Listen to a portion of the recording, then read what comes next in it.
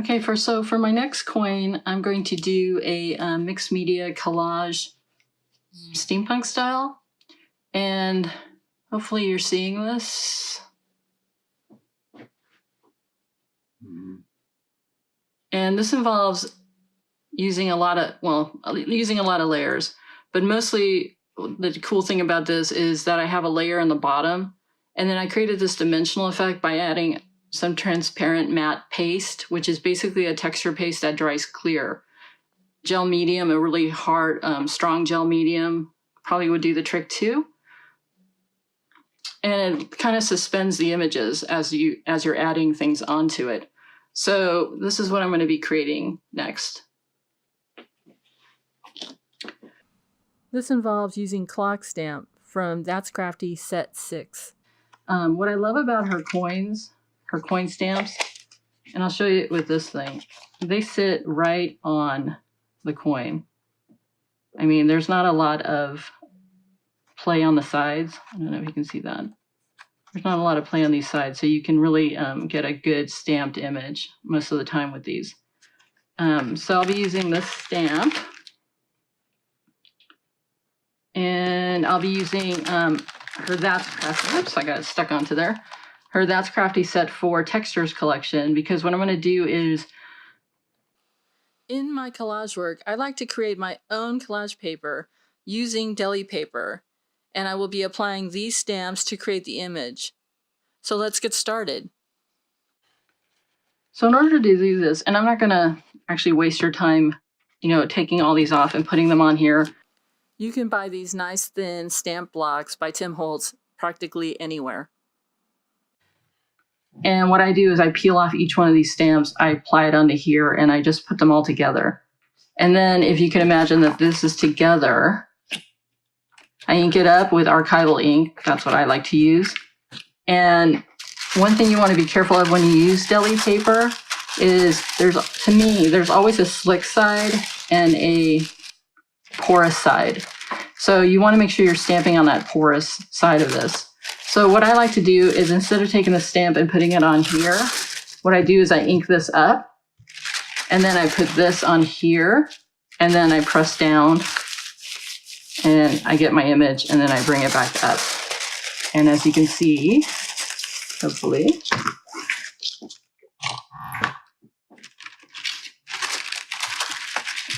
that's what's happened here. I'm taking her texture stamps, and I've created my own collage paper. So now what I'm going to do, and that's something you're going to see way in the back, and that's the whole thing about mixed media is layers, layers, layers. But you can see in the back of this is like the first layer glued on just as a stunt double. That punchinella is showing through, and some of this tin work. And the nice thing about this is that you can choose where you want to put your coin. So let's say I want to capture this, which is pretty cool looking. There are many ways to tear deli paper. Some people put water around the image and they peel it off very easily like that. Personally, I don't have a problem waiting for things to dry. So in this case, I'm going to apply some glue.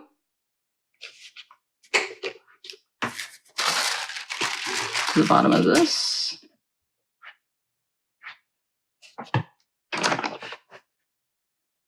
And I'm just going to brush it on.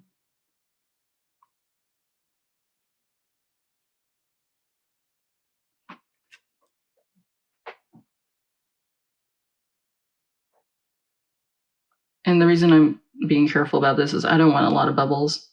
So I'm just making sure, because I can see it against the light coming this way, that everything's glued on. And then what I want to do is find that spot again, because that was a really cool spot.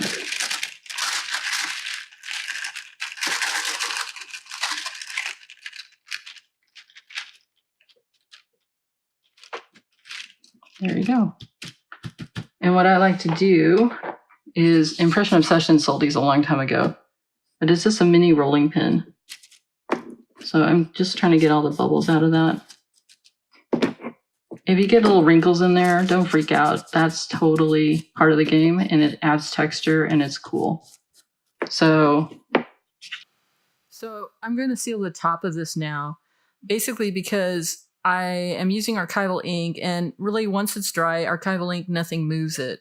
But I am adding a layer of transparent texture paste. So I just want to make sure there's no interactions between the texture paste and the work I'm doing right now.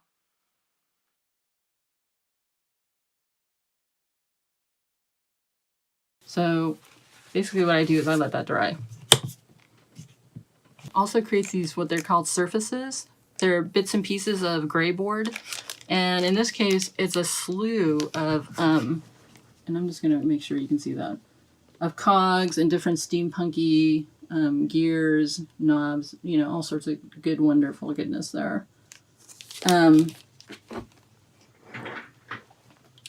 What I'm going to be doing in this stamp, or in this piece, is I'm going to be stamping onto it.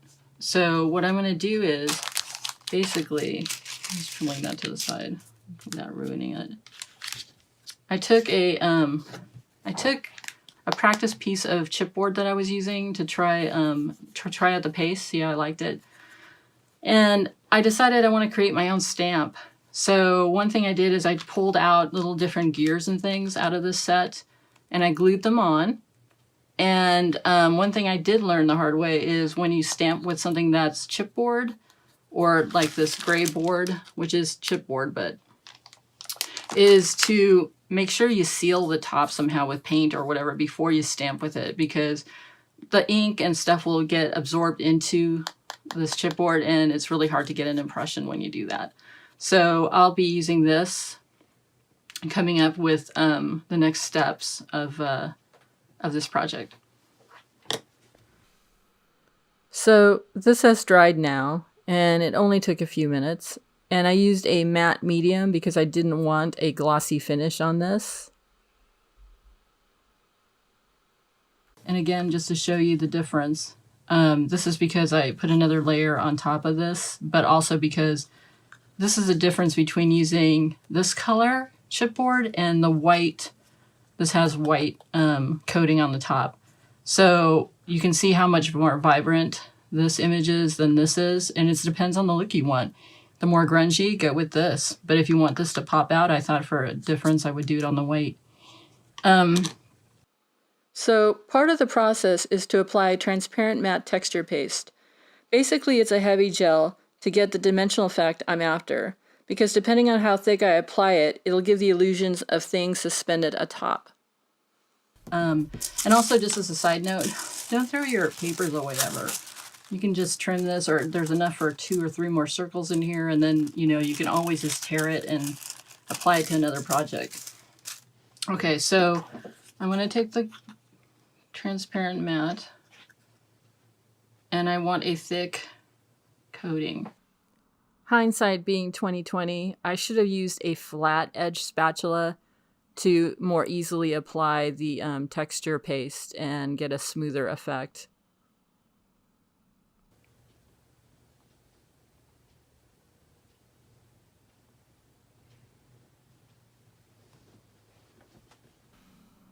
There, now the goal is not to see the image. Okay, so now we're going to finish up the clock piece that I showed yesterday.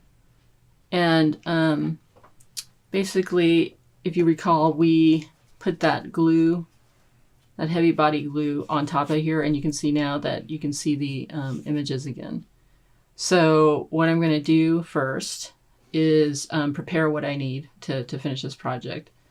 And what I'm going to do first is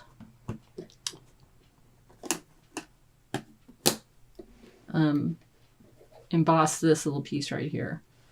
And also, these are some of the collage items I'm going to be incorporating into this. So I'm going to put these aside for a minute. Now I'm going to prepare this. And just to show you folks, you don't always need to use embossing ink on small objects. You can, in this case, I'm going to be using the paint to adhere the Ranger hammered embossing powder onto the clock hand. So just to be clear, when I say small objects, I'm saying that because you're basically using paint as the adherent. And when you start heating that up, you do not want to be inhaling those fumes. So do this in a well-ventilated area. I would never suggest to do this on large-scale objects because that's just a lot of stuff you don't want to be breathing in. So just a cautionary tale there. So I'm going to show you the magic of melting embossing powder. I'm using my hand here, and my hand is like an asbestos hand, so it can handle the heat, but that's molten heat coming out. Let it just go for 10 seconds if you have an older gun. Most guns heat up very quickly, and be careful that you don't blow everything off your desk as you're doing it. Please use tweezers when handling objects that you're embossing because that gets wicked hot, especially since that's metal and not paper. And I hold it off the table because I'm not trying to heat the table up. I'm trying to heat the metal piece up. Okay, so you want to be really careful after you heat emboss metal because it'll be so hot. It'll be like screeching hot. So don't touch. But this has had time to cool. And that's why I use these so that I don't have to touch the metal. And just cap those off.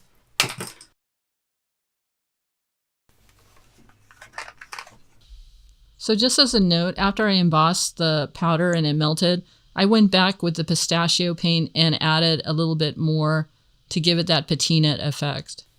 You know, that kind of patinaed look, ancient, and how that works. Be careful when you boil any kind of paint and you trying to get these bubbles. You don't want to breathe that in. Okay, so now we're going to move on to the coin. And again, like I explained yesterday, I used her cogs and I glued them on and created my own stamp. And I'm going to take some ink now to add yet another layer.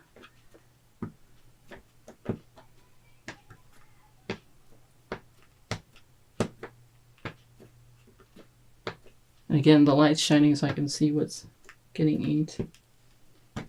And I'm not looking for a perfect impression, so let's see. That's kind of what I want to show.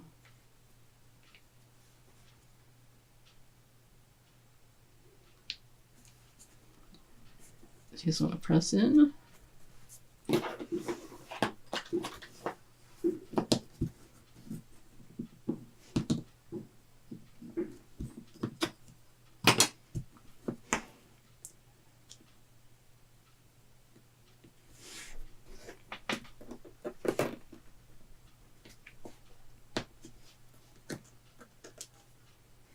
Okay, so again, I didn't want a perfect impression, which I didn't get, and I didn't want, but just to show people,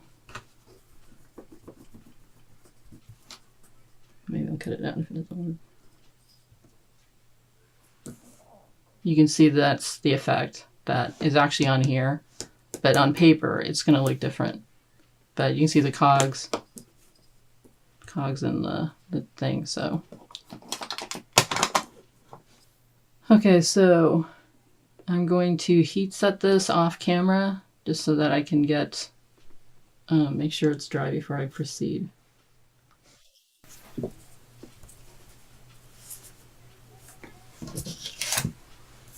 I'm going to save that as a scrap.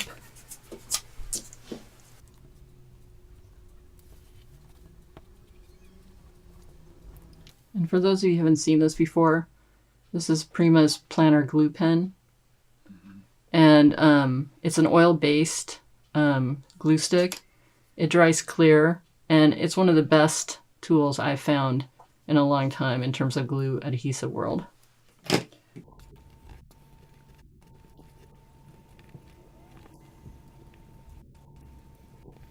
And for those of you who know that I never do everything perfect, here's proof. I forgot to decoupage that. I'm going to try to do it very carefully.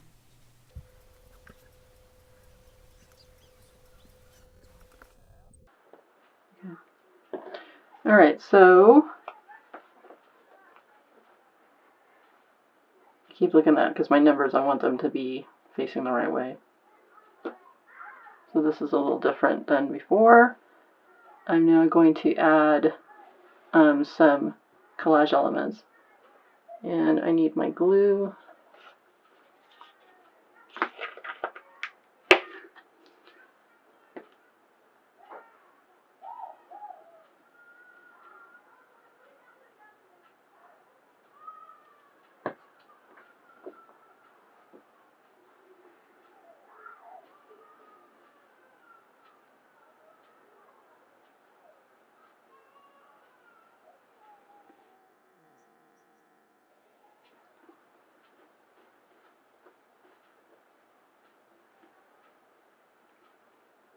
It doesn't bother me that it's going over this.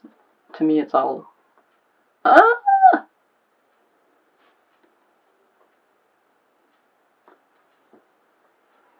Ta-da!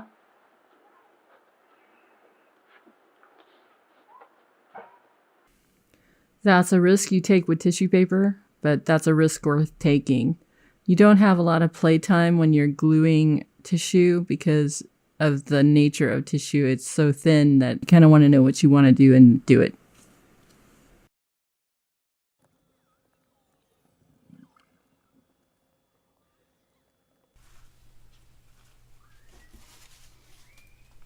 So we're in the home stretch and everything appears dry. So now I'm going to try to create this effect where I emboss the letters, and I'm going to push away parts of it because I want it to look grungy.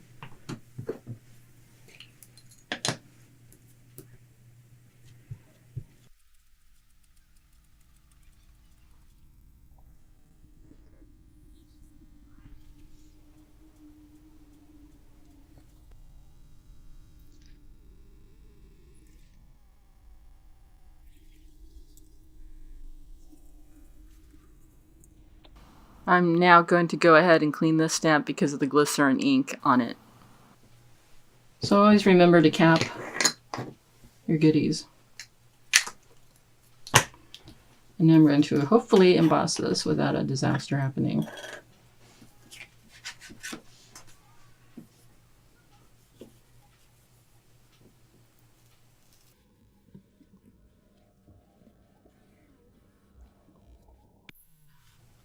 I want to be grungy. So I'm going to actually, get ready for this. I'm going to do that. And don't do that. And if you noticed, I almost blew embossing powder everywhere. When you're blowing extra embossing powder, do it away from the desk so you don't have what almost happened to me happen to you.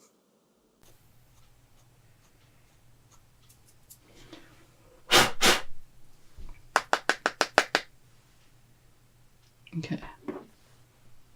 Okay, so we're going to bring this back.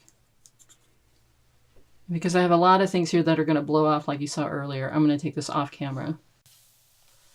Okay, so obviously off camera, I went ahead and embossed this.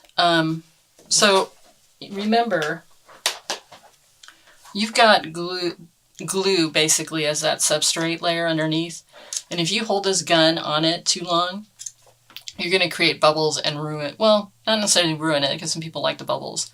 But if you don't want this under layer to bubble up, the glue layer, not the actual cardboard, keep this moving around when you're doing it. Back it away, bring it close, back it away, bring it close.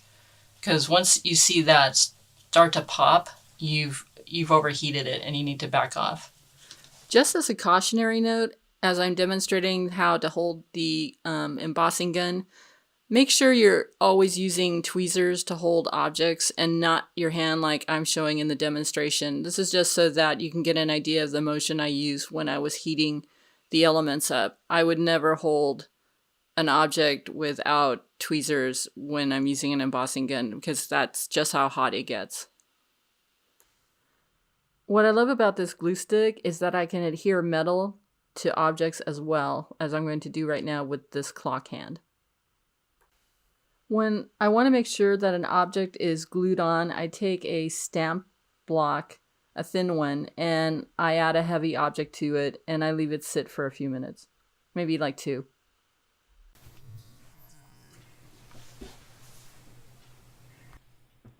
So here's the final project. Can you see that? How nicely that looks patinaed. The fingers, the underneath parts are showing nice. You can still see that initial background in the back. So that's it.